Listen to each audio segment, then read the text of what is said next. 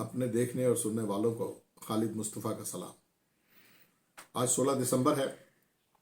इंतहाई बोझल दिल के साथ आपसे मुखातिब हूँ। आज से 52 साल पहले आज ही के दिन दुनिया का सबसे बड़ा इस्लामी मुल्क, जो तारीख़ इंसानी की सबसे बड़ी कुर्बानी और हिजरत के बाद हासिल किया गया था, टूट गया।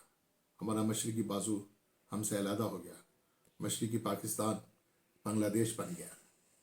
इसके महरक़ात क्या थे? इसकी वजूहात क्या थे? यह हादसा एकदम नहीं हुआ। इसकी बहुत सारी वजूहात थी कि हमने कभी भी अपने बंगाली भाइयों को अपने हमपल्ला नहीं समझा। 1948 में कौमी ज़ुबान का मसला पैदा हुआ और कायदे आज़म की वफ़ात के बाद जब मुस्लिम लीग में खींचातानी हुई तो हुसैन शहीद सोहरवर्दी मुस्लिम लीग से अलहदा होकर अवामी लीग की बुनियाद रखी। शेख मुजीबुर रहमान उनकी जमात का जनरल सेक्रेटरी था। 1956 के आइन को मुअत्तल कर दिया गया। मौलवी तमीज़ुद्दीन केस में असूल ज़रूरत का नया कानून मुतारिफ़ कराया गया। 1958 का मार्चल्ला और 1 यूनिट का क़याम, ये वो तमाम वजूहात थीं जिसने मशरक़ी भाइयों को अज़ुए मुअत्तल बनाकर रख दिया था। अयूबी आमरीत के बाद जब मुल्क में पहली दफ़ा बालिग राय दही की बुनियाद पर इंतखाबात हुए तो शेख मुजीबुर रहमान की अवामी लीग ने 167 नशिस्तें मशरक़ी पाकिस्तान में हासिल की और जुल्फ़िकार अली भुट्टो की पीपल्स पार्टी ने मगरबी पाकिस्तान में 88 नशिस्तें हासिल की। जुल्फ़िकार अली भुट्टो ने शेख मुजीबुर रहमान के साथ मिलकर हुकूमत बनाने की पेशकश की।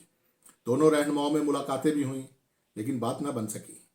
याह्या खान उस वक्त अपने अगले 5 साल सदारत के लिए मुख्तलिफ सियासतदानों से मिलते रहे और बात वहाँ पहुँची कि हमने अपने बंगाली भाइयों की अक्सरियत को तस्लीम करने की बजाय और इक़्तिदार उनको मुंतकिल करने की बजाय हमने फ़ौजी ऑपरेशन शुरू कर दिया।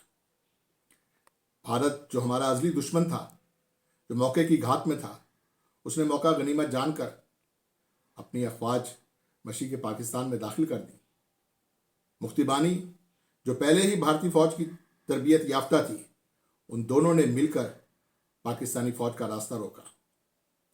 इसके बावजूद, इन हालात के बावजूद, GSU ने कभी भी ईस्टर्न कमांड जो जनरल A.K. नियाज़ी के पास थी, उन्हें कभी हुक्म नहीं दिया कि वो हथियार डाल दें। उन्हें GSU की जानिब से सीज़ फायर का हुक्म दिया गया था और इस बात की तस्दीक भारतीय army chief field marshal general Manik Shah की बायोग्राफी से भी मिलती है। वो लिखते हैं कि हमने जनरल नियाज़ी को सीज़ फायर की बजाय हथियार डालने का दबाव दिया और वो दबाव में आ गए। इस बात की तस्दीक हमूदुर रहमान कमीशन रिपोर्ट में भी मिलती है, जो ये कहते हैं और उस रिपोर्ट में वाज़े लिखा है कि GSU की जानिब से जनरल नियाज़ी को सीज़ फायर का हुक्म दिया गया था। उस रिपोर्ट में ये भी दर्ज है कि उस वक्त ढाका शहर की हिफाजत के लिए 30,000 फौजी जवान ढाका शहर के अंदर मौजूद थे और भारतीय फौज ढाका से तकरीबन इतने फासले पर थी कि उसे ढाका पहुंचने में 1 माह का वक्त दरकार था। ये जनरल नियाज़ी का ज़ाती और बुज़दिलाना फैसला था। लिहाजा किसी शख्स के ज़ाती फैसले को पूरे अदारे के सर पर नहीं थोपा जा सकता। पाकिस्तान की मुसल्लह अफ़वाज ने हमेशा इस मुल्क के चप्पे चप्पे का दिफा किया है। मुसल्लह अफ़वाज हमारे माथे का झूमर है। ये दुनिया की वो वाहिद फ़ौज है जो गुज़िश्ता 45 सालों से जिसके ऊपर जंग मुसल्लत की गई। रशियन अग्रेशन के बाद जब रशियन अफ़वाज अफ़गानिस्तान में 1989 में दाखिल हुई, हमारी मुसल्लह अफ़वाज उस वक्त से लेकर आज तक अपनी कीमती जानों का नजराना पेश करके अपनी आवाम की जान की हिफाजत कर रहे हैं। इसमें सिपाही से लेकर लेफ्टिनेंट जनरल तक शामिल हैं और इसके साथ साथ आर्मी पब्लिक स्कूल के वो सैकड़ों बच्चे जिन्होंने अपनी जानों का नजराना पेश किया। हमें इस बात का फख्र है कि पाकिस्तान के 22 करोड़ अवाम अपनी मुसल्लह अफ़वाज की पुष्ट पर खड़े हैं, जो हमारी जोग्राफियाई सरहदों की हिफाजत की ज़ामिन है, जबकि नज़रियाती सरहदों की हिफाजत की जिम्मेदारी सियासतदानों और सियासी जमातों पर आती है।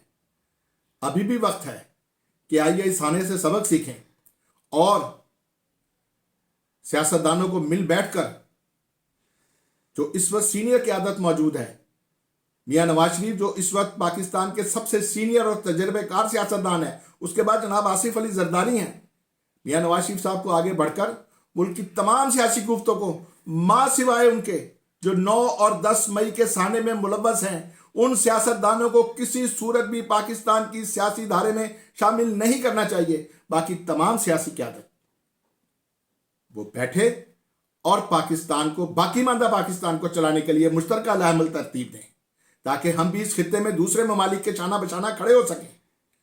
کیا وجہ ہے کہ ایک نیوکلیر پاکستان اتنی بڑا معاشی دلدل میں پھنس چکا ہے؟ اس دلدل سے نکلنے کے لیے ایک چارٹر آف اکانومی کی ضرورت ہے۔ آگے بڑھیں اور اس بات کو بھول جائیں کہ اس آنے کا ذمہ دار کون تھا، ایک دوسرے پہ الزام نہ دیں۔ منیر نیازی نے کیا خوب کہا ہے کہ کس دا دوست سی کس دا نہیں، ایک اللہ ہن کرندیا نہیں، ویلے لانگ ہے توبہ والے راتاں ہوکے پرندیا نہیں، اور جو ہویا ہے ہونا ہی سی، ہونی روکیا رکدی نہیں، ایک باری جد شروع ہو جاوے گل پھر ایویں مکدی نہیں، کچھ انج بھی راواں اوکھیاں سی، کچھ گل وچ غم دا توق بھی سی، کچھ شہر دے لوگ بھی ظالم سن، کچھ سانو مرن دا شوق بھی سی۔ اپنا خیال رکھیے گا۔ اللہ حافظ۔